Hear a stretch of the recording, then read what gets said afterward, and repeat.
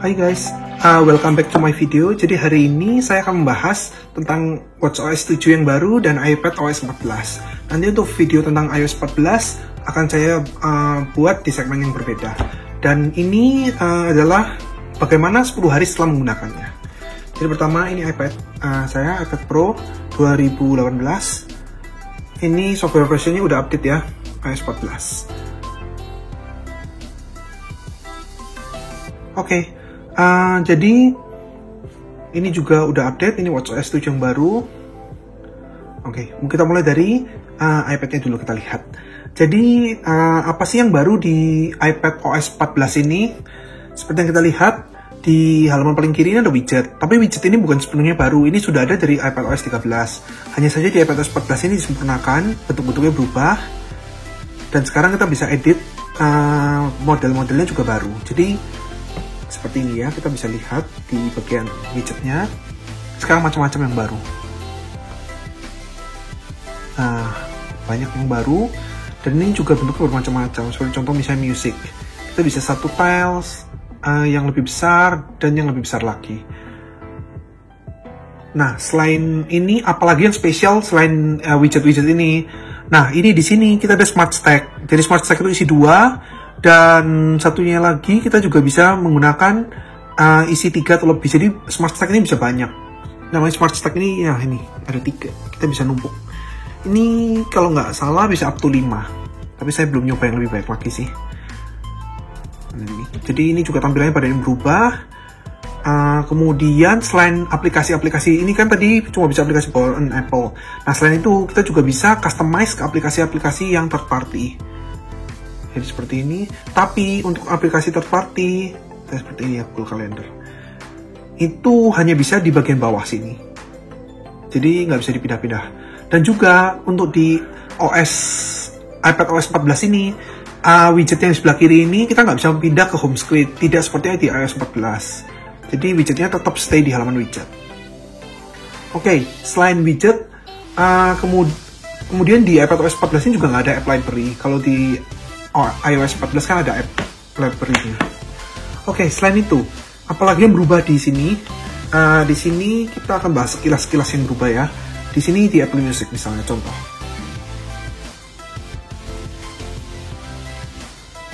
Oke, jadi ini untuk aplikasi musik dari aplikasi Listen Now. Banyak berubah.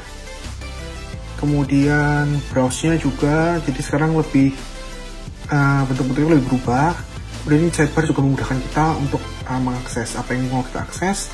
Kemudian seperti ini contohnya sekarang untuk lagu-lagu yang liriknya sudah tersedia, liriknya bisa membesar seperti ini. Jadi ini lebih bermanfaat daripada yang Apple Music yang versi sebelumnya, di iPadOS sebelumnya. Kemudian juga selain itu, selain aplikasi musik punya sidebar, juga ada aplikasi-aplikasi yang lain seperti yang punya sidebar. Seperti contohnya di sini ada aplikasi Photos. Jadi di aplikasi Photos yang baru ini juga sudah ada sidebarnya ini. Oke, ini sidebarnya sekarang. Dulu kan belum ada. Jadi macam-macam. Dulu kan semuanya ditumpuk jadi satu di sini. Oke, selain aplikasi Photos, aplikasi kayak Voice Memo, DKK ini juga sudah ada sidebar sekarang. Oke, ini jadi baru update, belum buka, makanya masih setup. Oke, selain itu aplikasi kalender juga sudah ada sidebar. Nah ini sidebarnya. Kemudian aplikasi kontak juga ada. Dan aplikasi seperti Notes, Files, Mail juga ada. Oke, selain itu, selain Apple Music, ada lagi yang berubah. Sekarang search bar-nya berubah jadi seperti ini. Ini tampilannya lebih fresh, lebih bagus juga daripada sebelumnya. Dan sekarang sidebar-nya juga bisa search. Jadi bukan cuma aplikasi top, tapi bisa langsung browsing. Ada series suggestion-nya, bisa langsung browsing melalui Safari juga. Selain itu bisa langsung nyari di bagian Notes. Oke, selain itu, yang paling ditunggu-tunggu perubahannya di iPadOS 14 dan yang paling signifikan perubahannya, ini adalah fungsi dari Apple Pencil-nya. Sekarang kita contoh.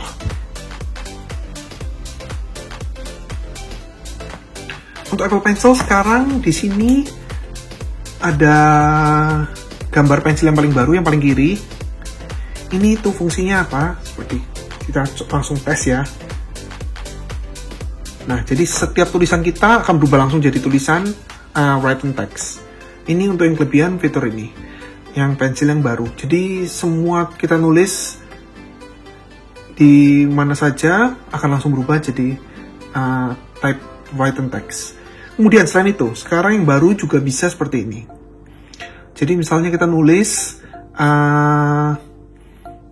biasa seperti ini, kemudian kita ingin tulisan ini berubah jadi tulisan typing text gini. Ini tinggal kita blok saja.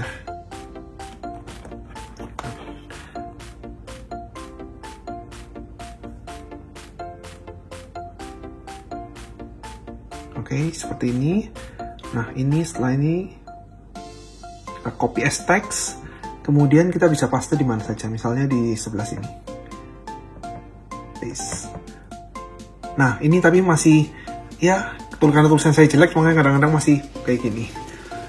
Oke, selain itu ada lagi juga kita di sini untuk namanya scribble ya ini. Ini semua fiturnya namanya fitur scribble.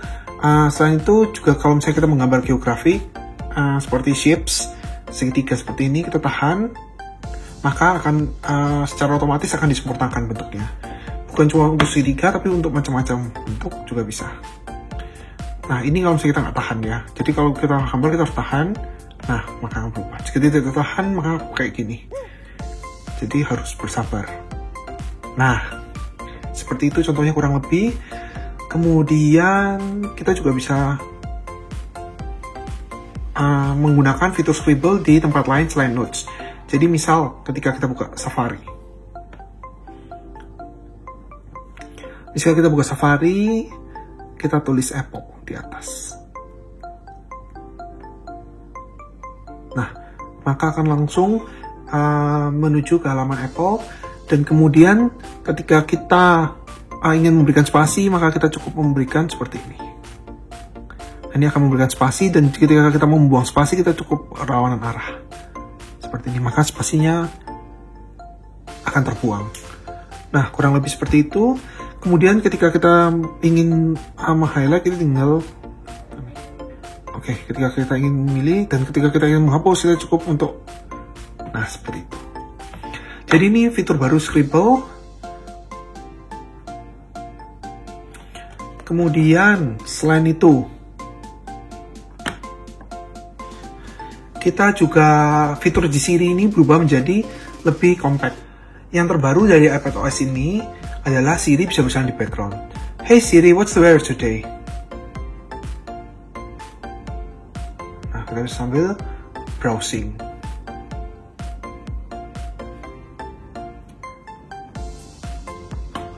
Oke, jadi sekian untuk yang fitur-fitur terbaru dari iPadOS. Untuk kesimpulannya, setelah seminggu saya menggunakan iPadOS ini update-nya memang tidak terlalu signifikan untuk fungsi iPad-nya sendiri. Tetapi untuk penggunaan Apple Pencil-nya juga jadi cukup signifikan, karena ini banyak sekali fitur-fitur tambahan yang dulu belum ada di iPadOS 13 yang dapat membantu produktivitas untuk menggunakan Apple Pencil. Dan bagaimana untuk konsumsi baterainya? Untuk iPadOS 14 sendiri sih, ini tidak, konsumsi baterainya masih kurang lebih sama. Jadi tidak ada penurunan signifikan atau drastis gitu. Dengan screen on time kurang lebih 8 jam. Dengan penggunaan lumayan banyak, karena saya sering memakai ini untuk nonton. Oke, kita lanjut ke WatchOS 7 ya. Kita lihat. Oke guys, jadi kita akan melanjutkan membahas segmen berikutnya tentang iOS 14 dan WatchOS 7. Ya guys, jadi di sini udah ada iPhone XR saya. Oke, kita langsung saja bahas. Apa yang baru sekilas di iOS 14 ini? Yang paling kelihatan sih sendiri ini ya, widget. Sekarang widgetnya banyak macam-macam, dan ini juga bisa diedit. Jadi ini ada halaman khusus widget yang kita bisa ngedit, kita mengisi widget apa saja. Dan ini yang bagian bawah sama seperti di bagian iPad, ini yang bawah untuk third party. Jadi yang bawah ini untuk third party, sedangkan yang atas ini untuk aplikasi native-nya Apple. Nah ini. ini aplikasi-aplikasi yang bisa dibikin widget untuk sementara waktu. Nah, bedanya apa dengan iPadOS 14? Di sini widgetnya bisa kita pindahkan ke halaman home. Jadi ini widgetnya sudah saya taruh beberapa di halaman home. Dan ini juga sama, bisa dibikin smart stack. Jadi ini bisa dibikin lebih dari 2 ya. Ini saya bikin 2, tapi bisa ditumpuk lebih dari 2. Seperti ini. Dan sekarang untuk di iPhone sendiri, perubahan yang terbesar adalah sekarang adanya yang dinamakan Apps Library. Jadi ini merupakan kumpulan dari aplikasi yang lengkap. Seluruh aplikasi di iPhone ada di sini. Nah, kenapa ada Apps Library?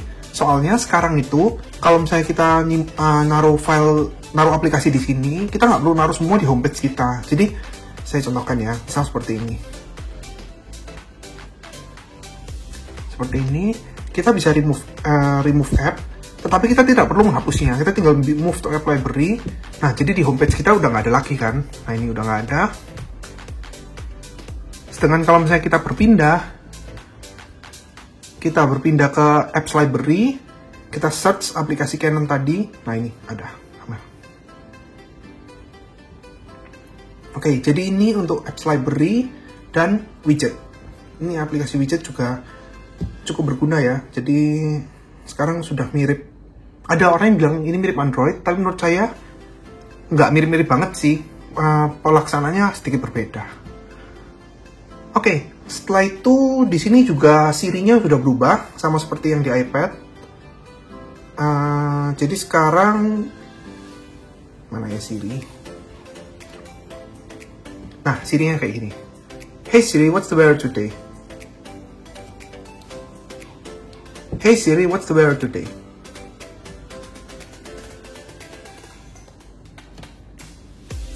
Jadi Siri-nya tampilannya berubah. Kemudian sekarang kita itu sudah bisa setting default browser kita. Kemudian selain itu ada aplikasi baru yang dinamakan aplikasi Translate. Jadi ini mirip Google Translate, tapi ini Translate aplikasi bawahnya Apple. Nah, ini sekarang udah bisa translate ke beberapa bahasa juga ya. Jadi misalnya Japanese.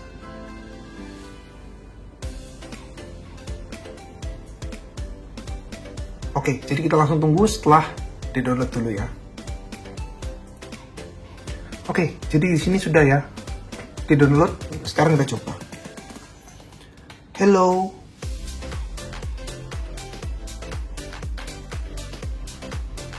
Dan ini kita bisa lihat. Nah. Oke. Jadi seperti ini kurang lebih ini mirip Google Translate ya. Oke, selain itu di sini juga sudah ada sleep mode. Jadi nanti sleep mode-nya akan saya jelaskan bersama dengan watchOS 7 karena ini juga masuk di campaign-nya Apple yang terbaru mengenai health. Jadi ini ada sleep sekarang. Bisa ngitung waktu tidur dan ini bisa mendata lamanya kita tidur berapa lama. Jadi ini bagus untuk orang yang punya biar sleep cycle-nya reguler. Jadi supaya tiap hari tidurnya sesuai jamnya. Oke, selain itu di sini juga aplikasi activity udah berubah jadi fitness ya. Nanti ini saya jelaskan bersama Apple Watch karena ini berhubungan juga dengan Apple Watch-nya. Oke, untuk highlight-nya yang baru-baru sepertinya cuma ini aja. Mungkin masih banyak lagi yang baru yang kecil-kecil yang akan dicari sendiri, seperti sekarang misalnya privacy-nya ada di-update.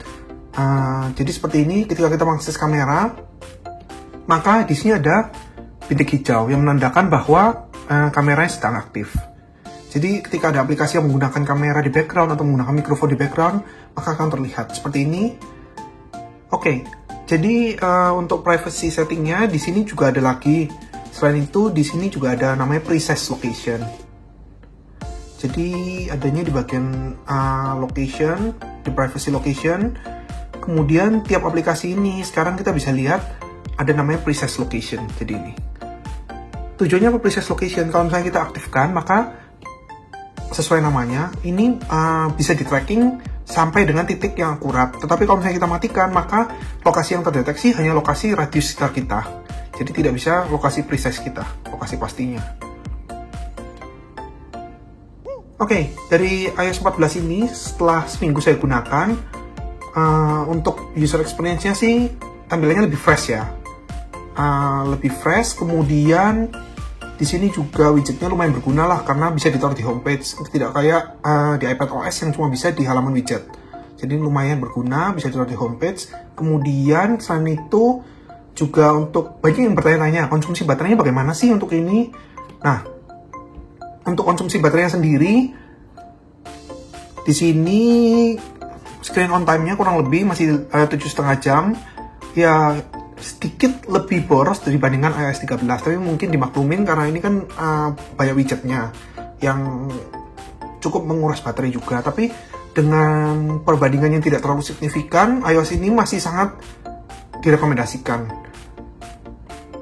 Kemudian juga selain itu ada fitur tambahan yang mungkin jarang ditemukan sama orang-orang, tapi ini namanya exposure notifications. Jadi ini itu untuk mengetahui kalau misalnya kita nyalain, ini untuk nge-track semua orang yang ada positif COVID atau enggak. Jadi ini untuk coronavirus. Ya. Kalau misalnya kita dekat-dekat orang yang positif, maka ada tulisannya. Tetapi syaratnya orang itu juga harus menyalakan exposure notification di sini. Jadi kayak mendeteksi orang-orang di sekitar kita. Oke, iOS 14 dan sekarang kita lanjut ke watchOS 7. Apa sih yang baru di watchOS 7 ini? Nah, kita kalau watchOS tentu saja yang paling pertama banget kita lihat adalah Face Gallery. Apa yang baru? Ya, di sini ada yang baru tampilannya seperti ini. Jadi ini mulai dari tipograf. Tipograf ini ada dua macam bentuk. Kemudian ada memoji. Memoji ini juga menggunakan berbagai macam bentuk. Bisa menggunakan muka kita juga. Seperti ini. Oke, selanjutnya ada GMT. GMT ini apa? Kita bisa menggunakan dual time zone. Jadi ini time zone region yang satu dan time zone region yang dua. Jadi kita bisa menggunakan dua langsung.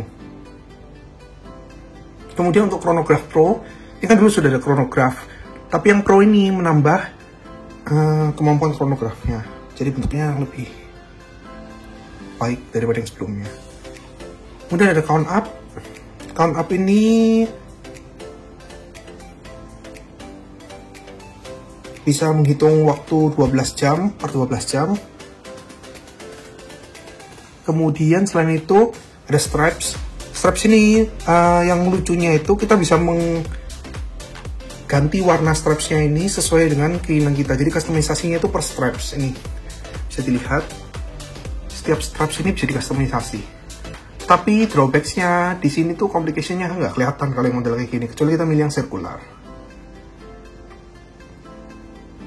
Kemudian yang artis. Artis ini menurut saya yang paling artistik. Soalnya modelnya lucu-lucu. Simple.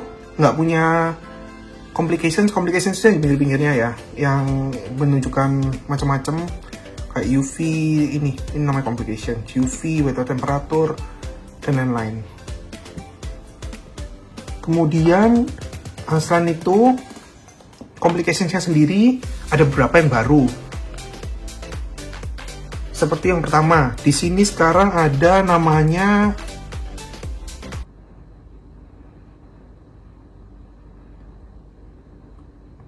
audiobook.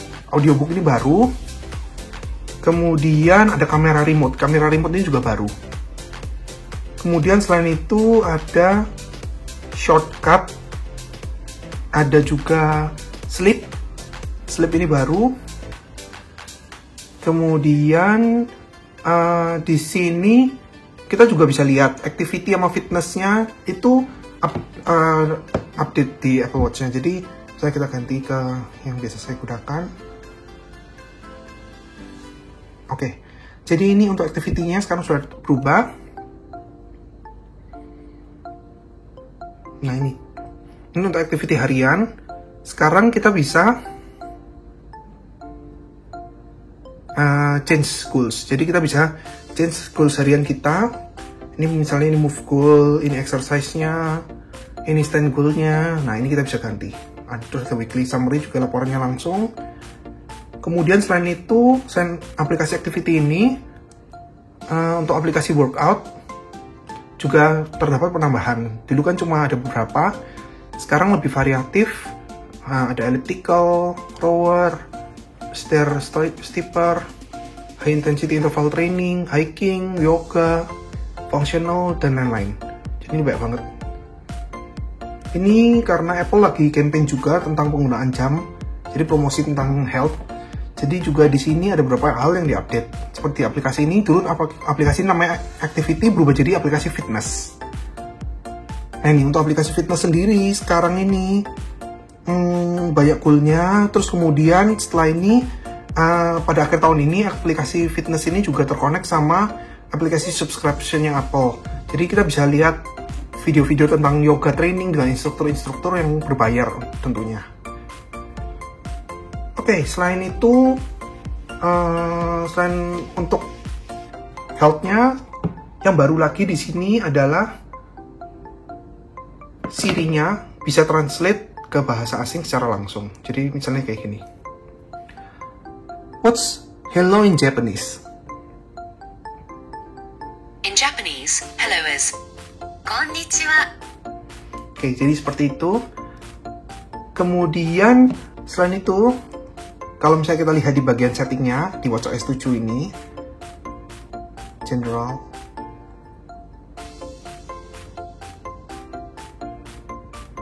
di bagian battery ini sekarang kita bisa melihat battery health-nya. Nah, jadi ini bisa lihat maksimum capacity-nya masih 100% ya. Dan ada optimized battery charging di bagian bawah. Oke, selain itu, di sini juga ada hand washing. Jadi apa itu hand washing?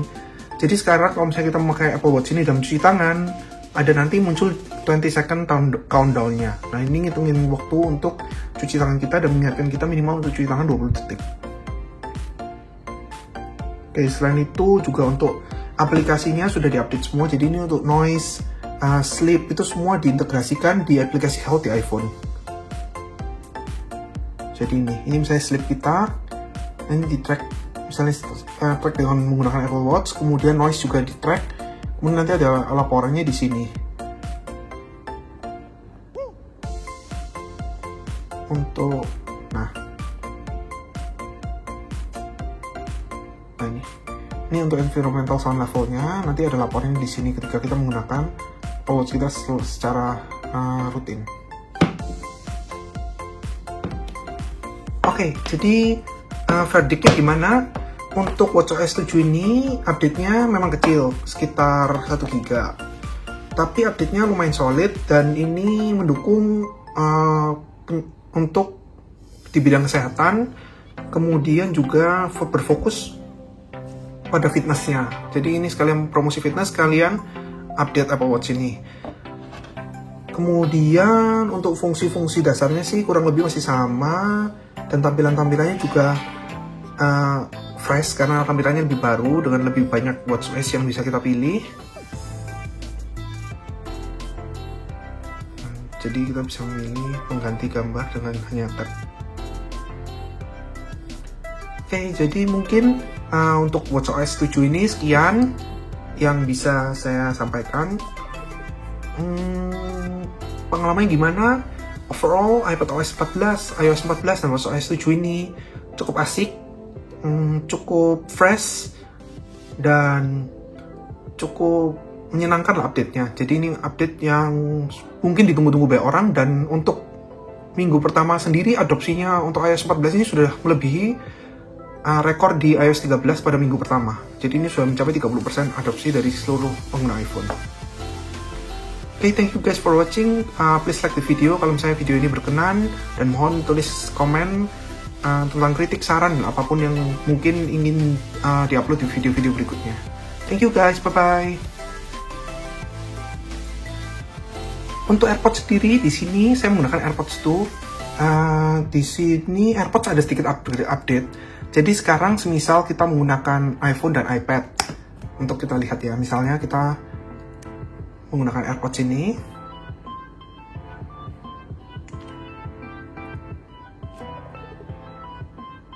Misalnya kita memutar lagu ya.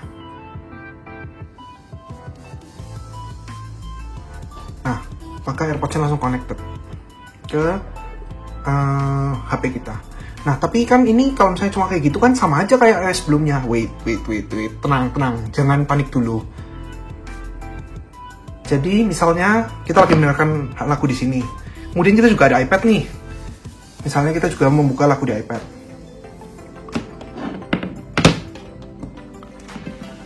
Nah, ketika kita nge-pause lagu di sini dan kita nge-play lagu di iPad, maka secara otomatis akan berpindah ke iPad. Nah, ini. Jadi konektivitasnya sekarang bisa auto connect, jadi berpindah langsung dari iPhone ke iPad, tergantung yang mana yang kita pegang. Ini berlaku untuk aplikasi-aplikasi lain juga, seperti YouTube, Safari, dan lain-lain. Jadi ini mungkin small update-nya buat AirPods-nya ya. Kalau misalnya update yang lebih banyak, mungkin lebih banyak di AirPods Pro, tapi saya nggak ada unitnya di sini.